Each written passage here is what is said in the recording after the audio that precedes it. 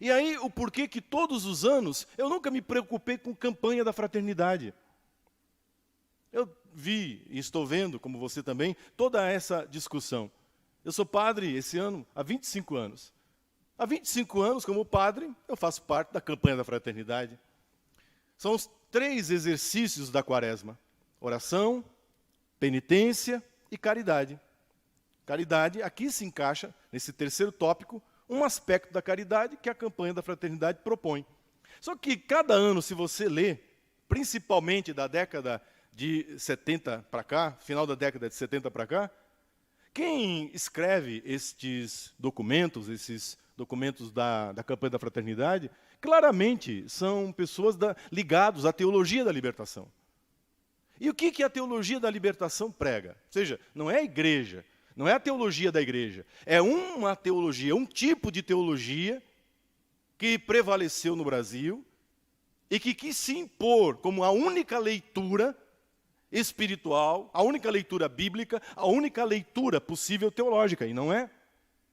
O que a teologia da libertação diz? Exatamente isso, que o nosso problema é estrutural, que se nós vencermos as estruturas, se nós conseguirmos transformar as estruturas políticas, econômicas, sociais e religiosas, aí o mundo será o paraíso. Aí nós teremos o reino de Deus aqui na terra. E isso é falso. Isso é mentira. E não sou eu que digo que é falso. Não sou eu que digo que é mentira. Primeiro é o evangelho que você acabou de ouvir. Segundo, o documento da Congregação para a Doutrina da Fé, Libertate Nuncius. Na época que o cardeal Ratzinger era o prefeito da congregação. De tantos desmandos que se espalharam pelo continente latino-americano, vindo dos frutos nefastos da teologia da libertação, que afastou o povo da igreja, que afastou o povo da vida espiritual, que fez da igreja, muitas vezes de comunidades, muitas vezes, um espaço de militância política orientadamente de esquerda. Orientadamente de esquerda. E aí, se você é de esquerda, o problema é seu. Não tenho nada com isso. Faça da sua vida o que você quiser. Agora, esse espaço não é o espaço para militância ideológica. E me prove, me mostre um único documento da campanha da fraternidade da década de 70, final da década de 70 para cá, década de 80, 90 e até os dias de hoje, que não tenha uma conotação profundamente, notadamente, majoritariamente, da teologia da libertação. Ou seja, de que todo o problema do ser humano, a libertação que o ser humano precisa, não é do pecado. Não é a libertação das estruturas do pecado original, do pecado que habita o coração do homem, do ser humano, das nossas paixões, das nossas más inclinações, da nossa desobediência a Deus. E daí o porquê precisamos de vida de oração. Precisamos de vida de oração na presença de Deus para que o Senhor tenha misericórdia de nós e transforme o nosso coração. É o que mais vale, é a coisa mais importante dos exercícios quaresmais.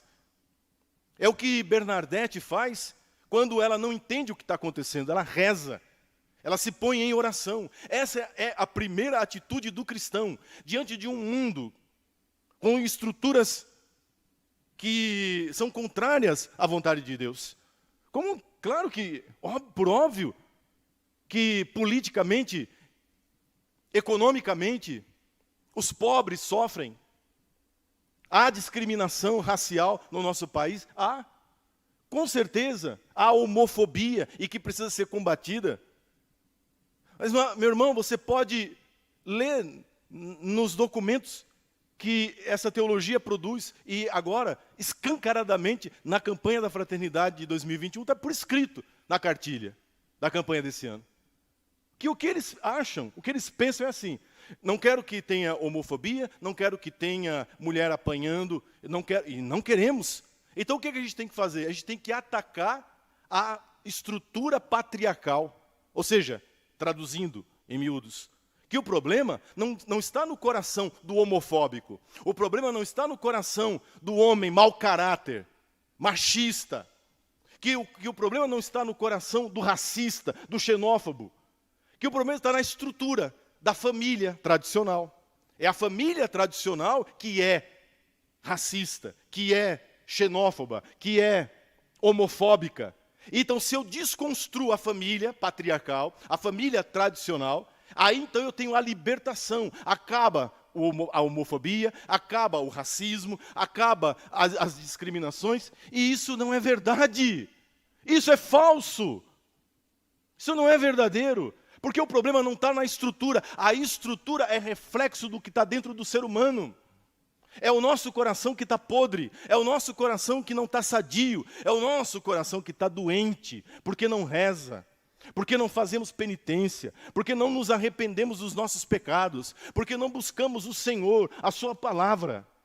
Porque não buscamos o Senhor e a sua palavra, nós refletimos no mundo, nas estruturas do mundo, aquilo que está carcomido no nosso coração.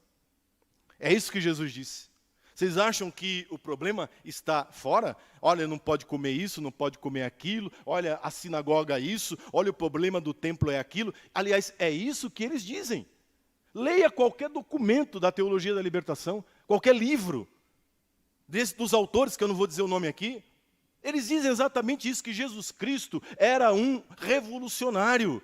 Jesus Cristo era um ideólogo político e que ele morreu não para salvar os nossos pecados. Não porque ele se entregou para a nossa salvação, mas porque agitando e revolucionando o seu tempo, mexendo na consciência das pessoas, ele comprou briga com o Império Romano. Ele comprou briga com as estruturas políticas de poder do seu tempo, e por causa de questões políticas, sociais e econômicas, é que ele foi morto. E, portanto, se nós queremos estar no segmento de Cristo, nós temos que repetir o que Cristo fez. Ou seja, entrar em conflito político, social e econômico. Quem ensinou isso? Foi Jesus de Nazaré?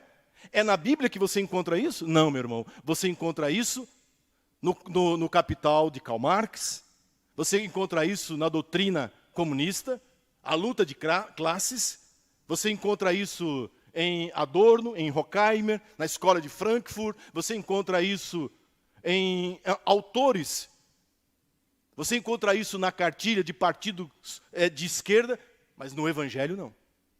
Esse não é o Cristo a quem eu amo, esse não é o Cristo a quem eu sirvo, esse não é o Cristo que libertou a minha vida.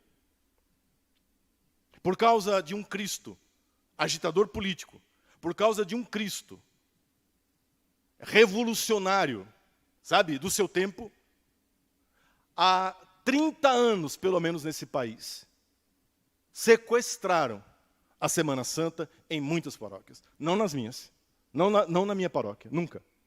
Nunca deixei de tratar o tema da campanha da fraternidade, mas sempre colocando o tema no seu devido lugar. Impossível passar uma campanha, o tempo da quaresma, 40 dias falando sobre o problema da água poluída, de que tem gente que está roubando a água, que o agronegócio, quer dizer, colocando o povo da cidade contra o povo do campo, o povo do agronegócio. O que é isso? É luta de classes. Estava escrito isso no documento da campanha da Fraternidade da Água? Estava. Vocês me ouviram tratar disso aqui nas missas? Não. Por quê? Porque eu tenho critério, que eu tenho bom senso, porque eu sei que por trás daquele documento está um tipo de teologia, está um tipo de mentalidade, que infelizmente, imperou dentro do secretariado, dentro das secretarias, dentro daqueles que são os responsáveis por executar os documentos e textos. Campanha ecumênica, mas espera aí, mas a Igreja Católica está presente?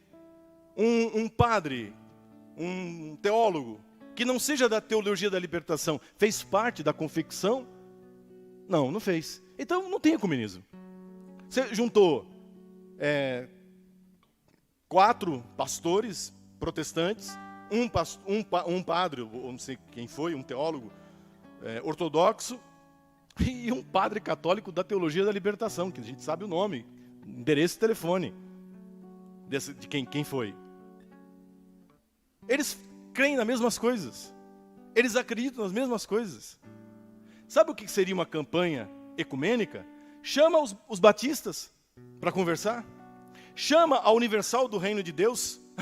Chama. Chama a Assembleia de Deus, que é a maior igreja evangélica do Brasil. Sabe por que não chama? Porque eles são conservadores. Porque eles são contra o aborto. Porque eles são a favor de uma família estruturada sobre os valores bíblicos. Então eles não vêm, porque não combina, entende?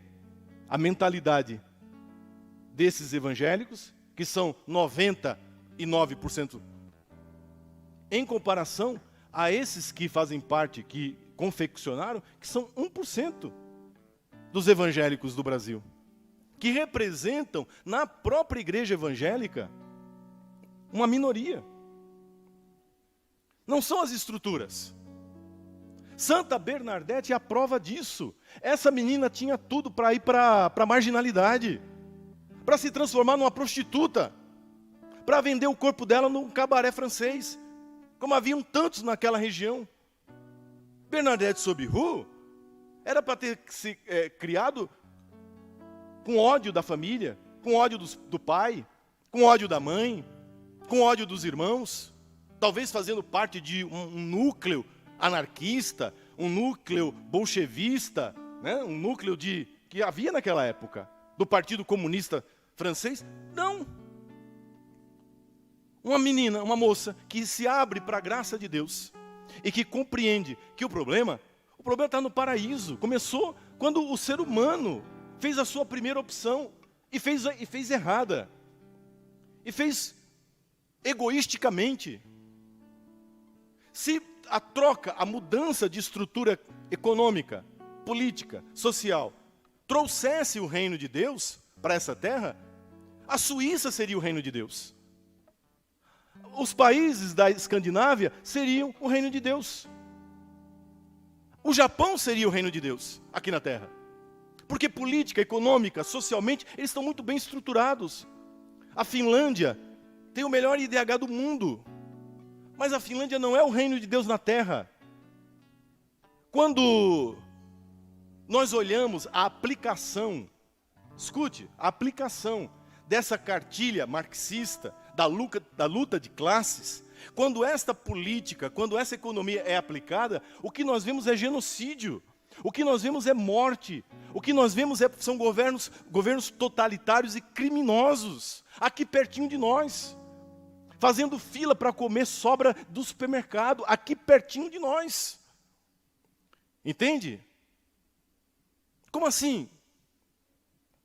E Bernadette, entendendo isso, compreendendo isso, se ajoelha diante do sobrenatural e entrega a vida inteira a Deus, pelas mãos de Nossa Senhora. Vocês acham que essa mensagem não é para os dias de hoje? Vocês acham que Nossa Senhora de Lourdes não tem uma mensagem atualíssima para esse momento que estamos vivendo? Bernadette viveu a vida inteira doente, fisicamente doente. Quando ela ficou paralítica na cama, uma freira chamou o padre para dar a unção. O padre e a freira entraram para visitá-la no quarto e fizeram uma brincadeira com ela, dizendo: o que você está aí com preguiça? Brincando, sabe? Aquelas brincadeiras chata, preguiçosa. O que você está fazendo aí deitada? E a resposta dela é a mensagem. De novo, a mensagem de Lourdes. Ela revela uma das coisas que Nossa Senhora tinha dito a ela. Ela disse assim: eu não estou aqui deitada com preguiça, eu estou aqui obedecendo as ordens de Nossa Senhora. Porque o meu trabalho aqui na terra é sofrer. A minha missão aqui nesse mundo é oferecer todos os meus sofrimentos, unido ao sofrimento de Cristo na cruz, pela salvação do mundo. Eu estou aqui no meu trabalho, no meu ofício, porque Nossa Senhora me disse que aqui nessa terra eu não teria alegria e felicidade. A minha alegria e a minha felicidade seria no céu.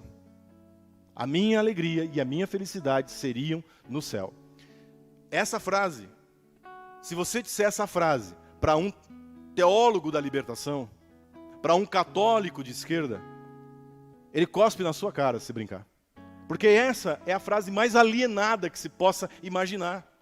convém não aguentar, suportar dor, enfrentar a dor como uma missão, mas se rebelar, se revoltar.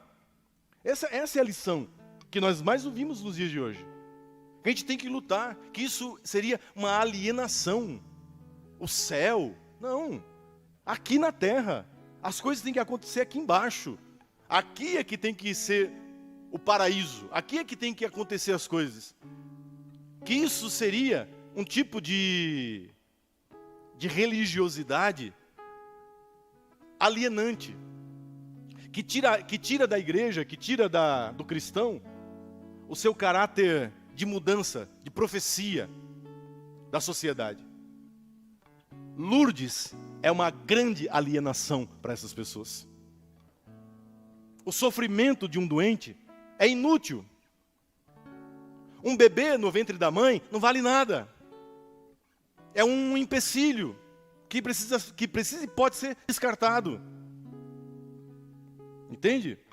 Um patrão não é alguém que está servindo a Deus através do seu empenho em colocar a sua riqueza a serviço da sociedade. Não, é um inimigo que precisa ser derrubado. É alguém que precisa ser questionado. É alguém que precisa ser retirado. Em nome da igualdade. Quando na realidade nós sabemos que não há igualdade. Nunca houve igualdade. É exatamente na solidariedade, na compaixão que nós temos uns para com os outros, que Deus se manifesta. Que não vai ser derrubando ninguém, que eu vou a lugar nenhum. Essa é a mensagem de Lourdes.